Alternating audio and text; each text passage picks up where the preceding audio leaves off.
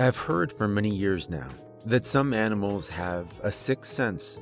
They can sense danger, natural disasters, and/or changes in weather, among many other things, like geese flying south for the winter, like cows laying down when it's about to rain, and that dogs can see spirits, ghosts. I can somewhat believe the first two because, after all, I've actually seen them. I never believed the seeing ghost things about dogs. I never believed in ghosts, spirits, or anything paranormal until recently. About a week ago, my wife Barbara and I, my name's Tom, by the way, we had planned a nice relaxing day at the beach, given the fact that we just so happened to be off on the same day. It's something that rarely ever happens. Well, my wife is a teller at the bank in town, and I am the night manager at Wally World, a department store in town as well. Anyway, we finally had a day off together. My wife had packed a picnic lunch, sandwiches, chips, little pieces of fruit, and a cooler full of sodas and water, as well as 2 travel mugs of coffee, one for her and one for me. We were ready for Shower Beach. That's not the real name of it, though, but it does rhyme with the real name. We just call it that to amuse ourselves, and because it has a full shower facility on site. Anyway, we also have a dog, Gremlin. Gremlin is a 2-year-old Chihuahua Terrier mix, brown and white, about 15 pounds, and an absolute mama's boy. He follows my wife everywhere.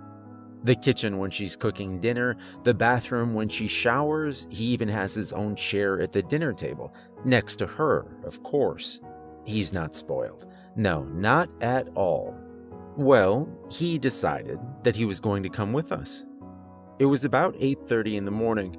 I grabbed the cooler and basket, headed for the door, and my wife grabbed her purse, the travel mugs, a blanket, then held the door open for us. Apparently, Gremlin saw the purse and the open door. He knew exactly what that meant. He's a very smart dog. I guess he decided he was going to go bye-byes too. He ran out the door, almost tripping me, and sat by the passenger side door of the truck. You guessed it, my wife's door. I loaded the stuff in the back of the Blazer as my wife opened her door. "Yes, Grimmy, you can come too," she said, smiling. Gremlin got in, wagging his tail. My wife got in herself, and I did the same. All 3 of us then made the 45-minute drive to Shower Beach. Gremlin sat on my wife's lap, of course, and went to sleep. My wife and I talked, laughed, listened to music, not my kind of music, no, her kind of music, Michael Bolton music. When we got to the beach, I had the overwhelming urge to listen to Slayer, Metallica, or even Ozzy, just to get my manhood back. Anyway, we got to the beach, unloaded the truck, went down to the sand, and enjoyed the next 4 hours, spending time together, running around playing with a dog, getting our feet wet in the water, eating lunch, then relaxing on the blanket. Gremlin as well. I was lying there, with my eyes closed. My wife was doing the same, as Gremlin sat there checking out the girl dogs, I assume. Now, I'm sure many, if not all of you, have been to the beach at some point in your life, and you've laid down and closed your eyes. You can still feel the heat from the sun beating down on you, right? Well, as I lied there, sun beating down on me, it suddenly faded into a brisk blanket of cold air. I opened my eyes to see the sky quickly turning gray and a large pack of intensely black clouds off in the distance. I tapped my wife on the shoulder to get her attention and said, "Yeah, there's a bad storm coming, babe. We gotta get out of here." She looked up at the sky and quickly agreed. We grabbed all our belongings and ran to the truck, as well as many other people on the beach, Gremlin right beside us. We threw the stuff in the back of the truck and quickly hopped in. Gremlin jumped in the back seat and laid down, which was odd. Anyway, I started her up and began driving out of the parking lot. The fog then rolled in, completely out of nowhere. And I'm not talking a little bit of fog. No, I'm talking barely see an inch in front of your car fog. There was no fog when we went down on the sand.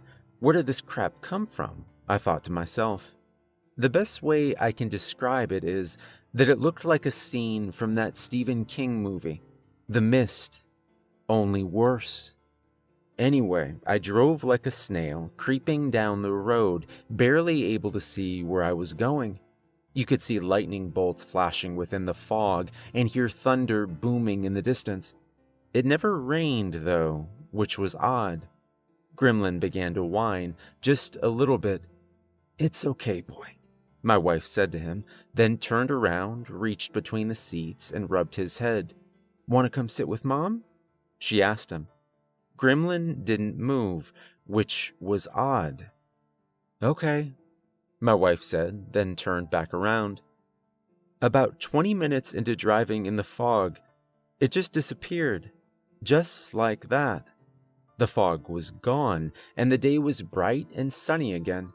I couldn't even see it in my rearview mirror. The image shown in the mirror was that of a bright sunny day, like the fog or the storm never existed. "Where'd the fog go?" my wife asked. "I don't know, but that kind of crept me out," I answered. Gremlin then barked from the back seat. I guess it creeped him out, too. We drove for about 10 more minutes, passing familiar buildings, gas stations, and other businesses. Now, brace yourself. This is where it gets weird. You see, my wife and I have made this trip to and from Shower Beach many, many times before, so we knew the layout of the road pretty good. I mean, where all the stoplights were, places to eat, gas stations, and landmarks. But we did not remember what came next. As I was driving along, talking to my wife, not really paying attention to the road, we suddenly came upon a stoplight that was never there before, at the beginning of what should have been an old dirt field, but was now an old, run-down cemetery. I slammed on the brakes to avoid running the red light. Gremlin slid off the back seat, hit the floor, stood up, shook it off, jumped back up on the seat, and barked, as if he was calling me a dumbass. "Where did that cemetery come from, Tom?" my wife asked, slightly confused. I don't know," I replied. "Maybe we just missed it on the way down? But ain't it awesome?" "Yeah, maybe. But it is awesome. Let's stop," she replied. Now, you have to understand, my wife and I are both history buffs. We love history. You can call us sick if you want to, but sometimes we like to just walk around old cemeteries and look at the dates on the headstones, just for fun. And this cemetery was old. You could tell, because it was completely surrounded by an old black iron fence about 10 feet high, and all the headstones were made of stone, not granite or bronze like they are nowadays. Anyway, I put on my right turn signal and got in the turn lane. As soon as I did, Gremlin put his paws on the armrest on the back passenger side door, stared out the window, and whined. Loud. I then drove about 30 yards to the entrance of the cemetery. Gremlin began whining more intensely. "What's the matter, boy?" I asked, stopping the car at the entrance. He turned his head quickly, and I swear he looked me dead straight in the eyes, growled, then barked, as if he was trying to tell me something. In retrospect, I should have listened. The entrance had 2 large, square gray pillars on either side of the road, with huge gray gargoyles on top. A black iron half-moon sign stretched across the top of the pillars, connecting the two together with the words Robert Bell's Memorial Cemetery written on it. Since the cemetery's entrance was located directly on the road, there was nowhere to park the truck. I had to pull in. As soon as I pulled in, Gremlin began to bark repeatedly, running back and forth on the back seat, hitting the doors as he did. "Grimmy, stop," my wife yelled, and she never yells at him. He didn't stop. He just kept running and barking. "He'll be fine," I said, and got out of the truck. My wife did the same. Now, the air should have been hot, given it was bright and sunny outside. But it was not. The air inside the cemetery was cold. I'm talking goosebumps cold. We walked to the back of the truck, opened the hatch, and each grabbed a fleece throw-on that we keep in the back, just in case. We put on our fleeces, and I shut the hatch. We closed the truck doors, leaving the windows down about 2 inches so Gremlin could get some air, and began walking through the cemetery, looking at the headstones. "I got 1735, my wife said. "Cool. Here's one that says 1437, I said. "Can you believe that? Take a picture of me in that stone, please, babe. I've never seen one this far back before." She then pulled out her phone and took the picture. "I'll check it out later. Let's keep going." We could hear Gremlin growling and barking in the distance, going completely insane. It wasn't a, "yeah, mommy's home" happy bark. It was a, "if I catch you, I'm gonna kill you" bark. We walked a few more feet when my wife turned to me and said, "I'm worried about Grim. Look at him. He's never acted like this before." Her eyes began to tear up. Now, you have to understand, Gremlin is a very laid-back kind of dog, and for him to be acting this way was not normal at all. "Yeah," I said, "something's spooking him. Poor guy. Let's go. We'll come back another time." My wife agreed, and we quickly made our way back to the truck. We got in, took our fleeces off, and began to drive home. Gremlin stopped barking as much, laid down on the passenger side of the back seat, and growled quietly as he stared at the other side of the seat and barked on occasion. He totally ignored my wife when she tried to talk to him. That was really, really odd. When we got home and got out of the truck, Gremlin refused to get out, so much so that I had to physically scoop him up and carry him in the house. I put him down once we got inside, and he just stood there, looking at the front door intensely. It was about 5:30 at this point. My wife and I decided to have TV dinners for dinner and to watch a couple movies on Netflix. My wife prepared the food while I set up the TV trays. Gremlin was still staring at the door. About halfway through the first movie, Gremlin again began to bark angrily at the door, then took off like a bat out of hell towards the kitchen. My wife and I just looked at each other. We quickly got up, ran to the kitchen, and we heard Gremlin yelp several times and heard the sound of dishes and glassware breaking. I turned on the light as we both walked in to see Gremlin laying down in the doorway, eyes wide, staring up at the ceiling, showing teeth, but not growling. Every single cabinet door and drawer were wide open, and multiple pieces of plates, saucers, and glasses lie broken on the kitchen floor. "What the hell?" I said. "I don't know," my wife replied, then shook her head. "I've had enough for today. I'm tired. I'm gonna go lay down, hun," she said. "Okay, babe. I'll be up in a minute. I'm gonna clean this up real quick," I said. Gremlin then got up and walked with my wife, looking back to the kitchen on occasion. I swept up all the broken pieces, put them in the trash, shut the cabinet doors and the drawers, then shut off the light.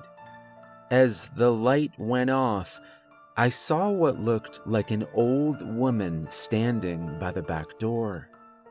I just shrugged it off as bad lighting, then went upstairs to lay down.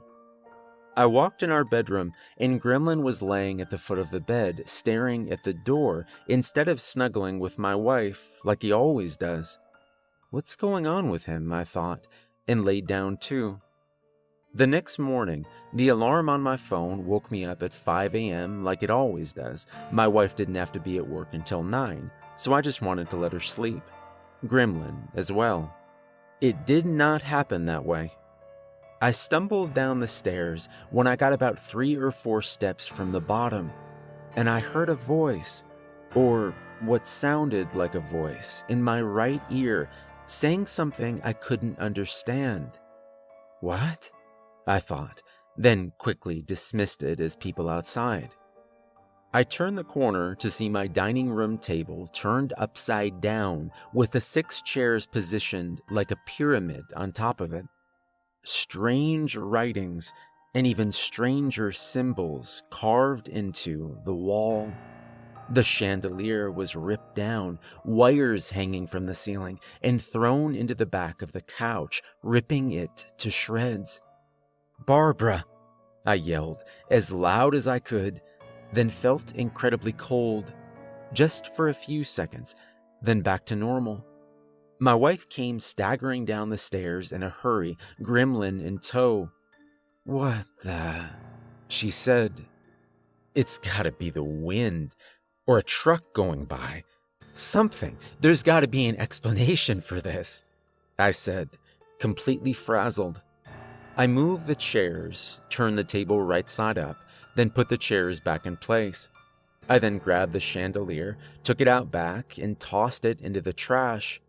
I came back inside, walked into the kitchen, turned the coffee pot on, then sat at the bottom of the stairs, trying to rationalize what was going on. My wife joined me, after letting Gremlin out to use the bathroom and then back in. He made a beeline for his food and water bowls, ate some food, drank some water, then sat at my wife's feet. When the coffee pot beeped, I made us each a cup, and we sat on the stairs talking, drinking coffee until it was time for Barbara to get ready for work. She got up and said, "I'll be right back, babe. I'm gonna get dressed." I nodded my head as I took a drink of my coffee. She then turned and began walking up the stairs. I watched her. Anyway, Gremlin followed close behind. She reached the top of the stairs, turned right, and disappeared out of sight. Suddenly, my wife screamed, a blood-curdling, terrified scream as Gremlin began barking viciously and growling once again. "Tom!" I heard my wife scream as I heard the sound of a door being slammed shut. I ran up the stairs as fast as I could, turned to see Gremlin barking, growling, and clawing at our bedroom door, trying to get in. My wife screamed again as the sound of wood breaking could be heard, then a loud thud on the floor. "Tom!" My wife screamed again, more fearful this time. I tried the doorknob, but it was locked or stuck or something. I then began slamming my shoulder into the door, screaming, "Barbara! Barbara!" Gremlin was going completely insane. "Tom!" My wife screamed again. "Help me!" Another loud thud. After the 3rd or 4th try, I finally managed to break the door down. I rushed in, to a huge gust of wind blowing in my bedroom like a whirlpool. Several pieces of paper, chunks of wood, small knickknacks, and various other items were caught in the whirlpool and spinning in the air. I had to shield myself from getting hit. Gremlin tried running to the bed, but was caught in the wind and slammed hard into the chair. I looked to my left to see Barbara pinned back first against the wall, her arms spread out, her head back, gasping for air, and about 3 inches off the ground, like someone or something was holding her up. "Barbara!" I screamed and began to fight the wind to get to my wife. Suddenly, an ear-piercing screech was heard, which morphed into words. "She's mine," the voice said, as this incredibly grotesque, for lack of a better term, person began to appear in front of my wife as the wind died down, the items falling to the floor. I was frozen for a second. This person was dressed in an old white robe that was tattered and frayed at the edges. Its entire body was void of any flesh, only the decaying skeletal frame. Its nose and eyes were just black holes that had what appeared to be worms crawling out of them. Its mouth had about 5 broken, decaying teeth in it. This person's right arm was holding my wife off the ground. Oh, and it was completely transparent. "Get out," it screamed demonically. Gremlin then barked so viciously that it actually scared me. Before I could even move, Gremlin jumped from the chair to the bed, then leaped at this person. It then shrieked and completely disappeared. Gremlin landing on all fours on the floor, my wife fell into the fetal position, trying to catch her breath, Gremlin quickly running over to her and licking her face. I ran over as well, making sure she was all right, and I picked her up with a fireman's carry. "Grimmy, let's go," I said loudly as I ran out of the bedroom and down the stairs, my wife in my arms, Gremlin right behind me. When I got to the bottom of the stairs and turned the corner, Gremlin then passed me, stopped at the front door, and began barking again. "What is it, Grim?" He barked a few more times and stepped toward the door. I thought it was that old dead bitch again. "Police department, open up," I heard a deep voice say. Gremlin then sat down. I walked to the door, opened it, still holding my wife. "We gotta get out of here," I said, and pushed past the officer as I laid my wife down on the grass, Gremlin now sitting by her side. "We got reports of domestic violence happening at this residence. Now back away from the woman," the officer said sternly. I looked at my wife. She nodded her head, and I backed away. Gremlin stayed put. I spent the next 45 minutes explaining to the cops what had happened as the EMTs tended to my wife, and found out she was okay, just a little shaken up. Gremlin still by her side. The cops then spoke to her. She confirmed my story. They didn't believe us, and actually told me that they believed my wife is covering for me because she's afraid. I would never put angry hands on my wife, ever. Anyway, after the cops and EMTs left, my wife and I, as well as Gremlin, agreed that we were not going to stay here anymore. We got in the truck, backed out of the driveway, and left it all behind. Free house if anyone wants it, ghost included. I called the landlord and told him we were leaving. He wished me good luck and hung up the phone. I didn't tell him about the ghost or the damage. My wife and I both called our jobs and told them we were involved in a traumatic event and needed a few days off. They both agreed.